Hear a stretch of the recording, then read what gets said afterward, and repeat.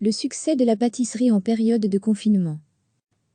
Alimentation et pandémie, les rayons des magasins en témoignent. Farine, œufs et levures sont très appréciés en cette période de confinement. Une question postée sur les réseaux sociaux le confirme, les passionnés de pâtisserie se donnent à fond, les débutants font des expériences et les enfants s'y mettent aussi. Isaline, 10 ans, régale sa famille.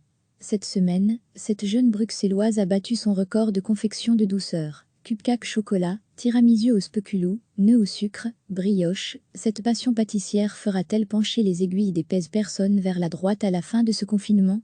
Nahalia, la maman d'Isaline, ne craint pas cela. Indépendamment de toutes ces bonnes choses, on est ensemble, on mange correctement, je crois qu'on va s'en sortir.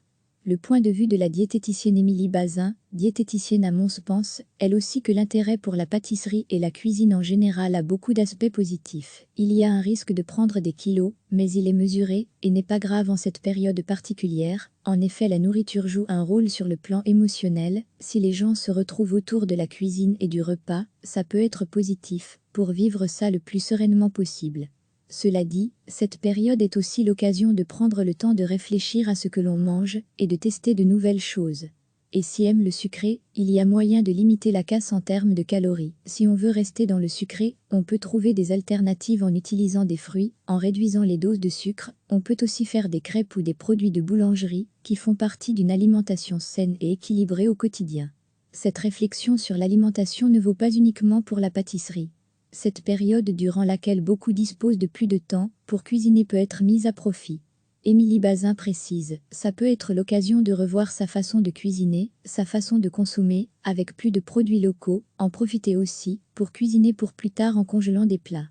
On parle aussi du rôle de l'alimentation pour renforcer l'immunité. On sait qu'il y a un rôle de la vitamine C et de la vitamine D. On peut mettre davantage l'accent sur les fruits, les légumes et les produits laitiers.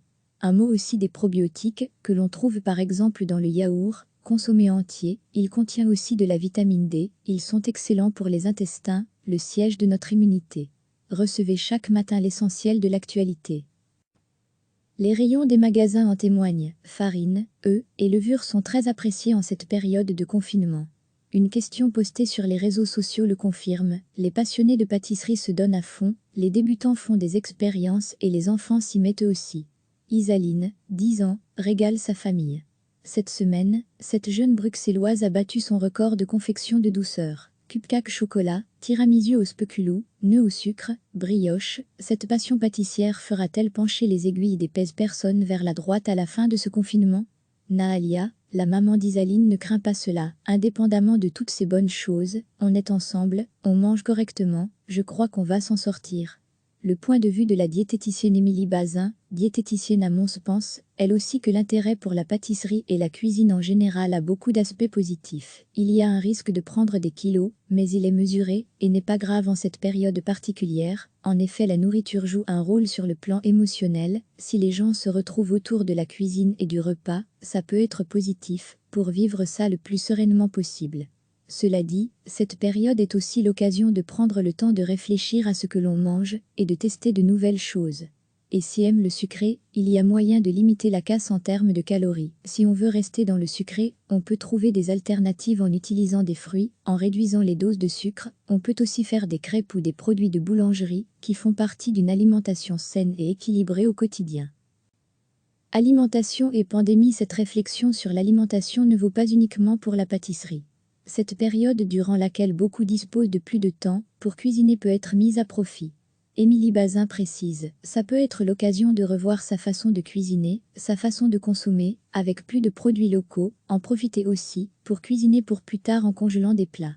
On parle aussi du rôle de l'alimentation pour renforcer l'immunité. On sait qu'il y a un rôle de la vitamine C et de la vitamine D. On peut mettre davantage l'accent sur les fruits, les légumes et les produits laitiers.